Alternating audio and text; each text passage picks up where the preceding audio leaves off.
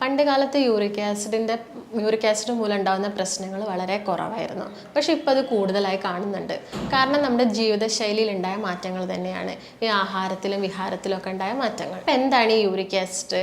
നമ്മൾ ഈ purine protein അടങ്ങിയിട്ടുള്ള ഭക്ഷണ പദാർത്ഥങ്ങൾ കൂടുതലായിട്ട് കഴിക്കുന്ന സമയത്ത് അതിൻ്റെ ഡൈജഷൻ കഴിഞ്ഞിട്ട് അടിഞ്ഞുകൂടുന്ന ഒരു വേസ്റ്റ് പ്രൊഡക്റ്റാണ് ഈ യൂറിക് ആസിഡ്.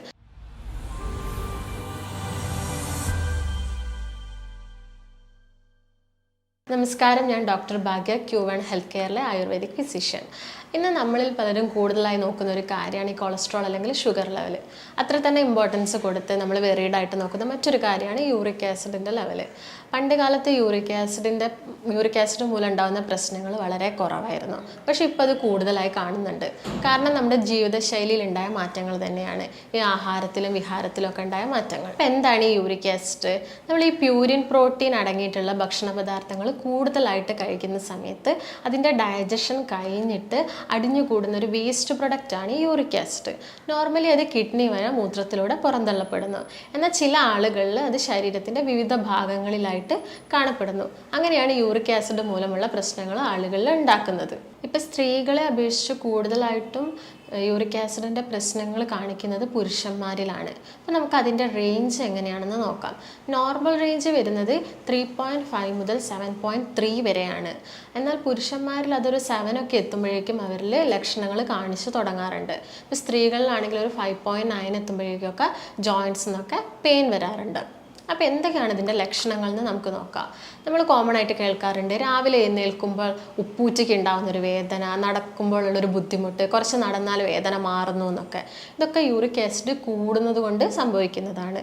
അതുപോലെ തന്നെ ഒരു നെക്സ്റ്റ് സ്റ്റേജിൽ ഇത് ഗൗട്ടി ആയിട്ട് മാറാനുള്ള ചാൻസും കൂടുതലാണ്. ഗൗട്ടി എന്ന് പറയുമ്പോൾ യൂറിക് ആസിഡ് ക്രിസ്റ്റൽസ് ഡെപ്പോസിറ്റ് ചെയ്യുമ്പോൾ സംഭവിക്കുന്നതാണ്. അപ്പോൾ ഇത് കൂടുതലായിട്ടും ആരിലൊക്കെയാണ് കാണുന്നതെന്ന് നമുക്ക് നോക്കാം. പാരമ്പര്യമായിട്ട് ഇത് കൂടുതലായിട്ട് കാണാറുണ്ട് ചില ആളുകളിലൊക്കെ.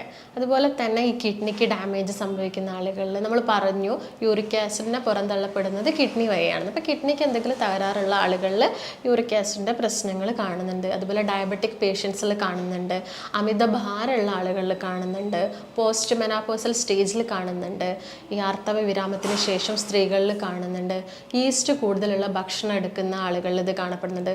അതുപോലെ തന്നെ ആൽക്കഹോളും സ്മോക്കിംഗ് ഒക്കെ കണ്ടിന്യൂസ് ആയി ചെയ്യുന്ന ആളുകളിലൊക്കെ ഇത് കാണാറുണ്ട്. ഇനി യൂറിക് ആസിഡ് മൂലം ഉണ്ടാകുന്ന പ്രശ്നങ്ങൾ നമുക്കൊരു 4 സ്റ്റേജായിട്ട് പറയാം. ഫസ്റ്റ് സ്റ്റേജാണ് എസിംപ്റ്റമാറ്റിക് സ്റ്റേജ്, അതായത് സിംറ്റംസ് ഒന്നും കാണിക്കുന്നില്ല. എക്സാമ്പിൾ എടുക്കുകയാണെങ്കിൽ ഇപ്പം നമുക്കൊരാളിൽ ഒരു ജോയിൻസിൽ ഒടിവോ ചതവോ ഒക്കെ സംഭവിച്ചെന്ന് വിചാരിക്കാം. അപ്പം അവിടെ ഒരു 1 month ആയിട്ടും അവിടെ ക്യൂർ നടക്കുന്നില്ല, അതായത് അവിടുത്തെ വേദന ഒന്നും കുറയുന്നില്ല. ആ സമയത്ത് നമ്മളൊന്ന് യൂറിക് ആസിഡ് പോയിട്ട് ടെസ്റ്റ് ചെയ്താൽ ചിലപ്പം അവിടെ യൂറിക് ആസിഡ് കൂടിയത് കൊണ്ടായിരിക്കാം പെട്ടെന്ന് അത് ഉണങ്ങാത്തത്. അതാണ് നമ്മൾ ഫസ്റ്റ് സ്റ്റേജായിട്ട് പറയുന്നത്. സെക്കൻഡ് സ്റ്റേജ് എന്ന് പറയുന്നത് അക്യൂട്ട് ഗൗട്ട്, അത് നമ്മൾ കിങ്സ് ഡിസീസ് എന്നും പറയാറുണ്ട്.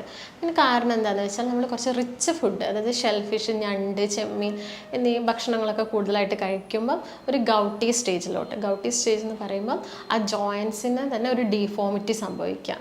അതാണ് അക്യൂട്ട് ഗൗട്ട് സ്റ്റേജിൽ പറയുന്നത്. പിന്നെ ഉള്ളത് ഈ നമ്മൾ മറ്റ് മെഡിസിൻസ് ഒക്കെ എടുക്കുന്ന ആളുകൾ, ഫോർ എക്സാമ്പിൾ ഹൈപ്പർ ടെൻഷൻ കണ്ടീഷനിൽ ഹൈപ്പർ യൂറേസിമിക് ഡ്രഗ്സ് ഒക്കെ എടുക്കുന്ന ആളുകളിൽ വരാറുണ്ട് ഈ യൂറിക് ആസിഡ് മൂലമുള്ള പ്രശ്നങ്ങൾ.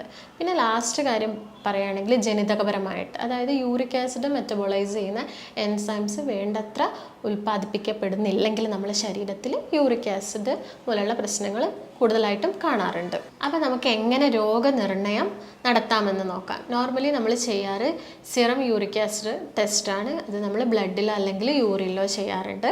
പിന്നെ എന്തൊക്കെ ഫുഡ് നമ്മൾ അവോയ്ഡ് ചെയ്യണം, എന്തൊക്കെ ഫുഡ് നമ്മൾ കഴിക്കണം, പിന്നെ എന്തൊക്കെ കാര്യങ്ങൾ എക്സ്ട്രാ നമ്മൾ ഇതിനു വേണ്ടി ചെയ്യണം എന്നൊക്കെ നോക്കാം. എന്തൊക്കെ ഫുഡാണ് നമ്മൾ അവോയ്ഡ് ചെയ്യേണ്ടത്?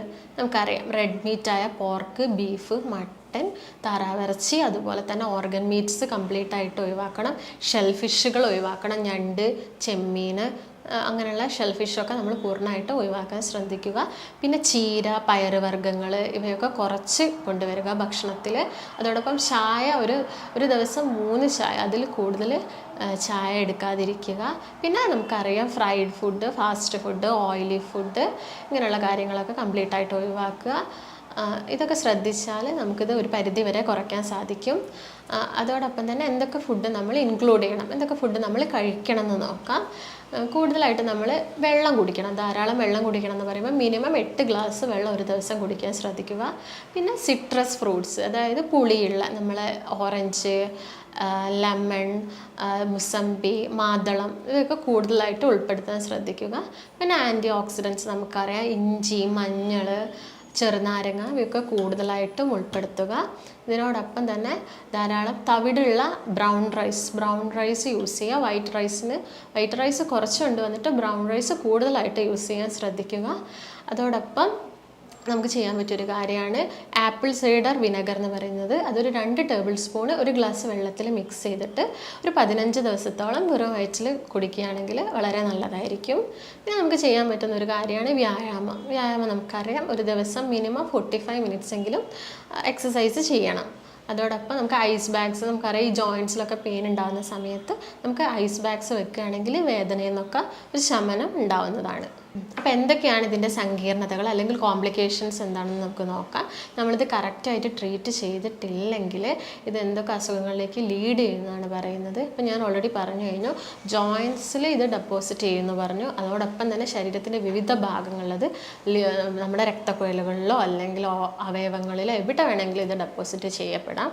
അപ്പോൾ ഇത് കിഡ്നിയിൽ യൂറിക് ആസിഡ് ക്രിസ്റ്റൽസ് അല്ലെങ്കിൽ യൂറിക് ആസിഡ് കൂടുതലായിട്ട് ഡെപ്പോസിറ്റ് ചെയ്യുന്ന സമയത്ത് അത് കിഡ്നി സ്റ്റോണായിട്ട് മാറാം. അതുപോലെ തന്നെ രക്തക്കുഴലിലൊക്കെ ഇത് ഡെപ്പോസിറ്റ് ചെയ്യുമ്പോൾ ഹൃദയത്തിന് വേണ്ടത്ര ഓക്സിജൻ ലഭിക്കുന്നില്ല. അപ്പം സ്ട്രോക്ക് പോലുള്ള അസുഖങ്ങളൊക്കെ വരാം, ഡയബറ്റിക് വരാം, അതുപോലെ തന്നെ ഹൈപ്പർ ടെൻഷൻസ് ഉണ്ടാവാം. അങ്ങനെ കുറേ കോംപ്ലിക്കേഷൻസ് ഇത് മൂലം ഉണ്ടാവും. അതായത് ഓൾമോസ്റ്റ് കുറേ അവയവങ്ങളെ ഇത് ബാധിക്കും. അപ്പോൾ യൂറിക് ആസിഡ് ഉള്ള ആളുകൾ കൂടുതലും ശ്രദ്ധിക്കണം. അപ്പോൾ ഇത്രയും കാര്യങ്ങൾ നിങ്ങൾ ആഹാരത്തിലോ വിഹാരത്തിലോ ഒക്കെ ശ്രദ്ധിക്കുകയാണെങ്കിൽ നിങ്ങൾക്ക് യൂറിക് ആസിഡ് മൂലമുണ്ടാകുന്ന പ്രശ്നങ്ങൾ ഒരു പരിധി വരെ കുറയ്ക്കാൻ പറ്റും. അപ്പോൾ നിങ്ങൾക്ക് എന്തെങ്കിലും സംശയം ഉണ്ടെങ്കിൽ താഴെ കാണുന്ന നമ്പറിലേക്ക് കോൺടാക്റ്റ് ചെയ്യുക. അപ്പോൾ നമുക്ക് മറ്റൊരു ഹെൽത്ത് ടോപ്പിക്കുമായിട്ട് വീണ്ടും കാണാം. നന്ദി.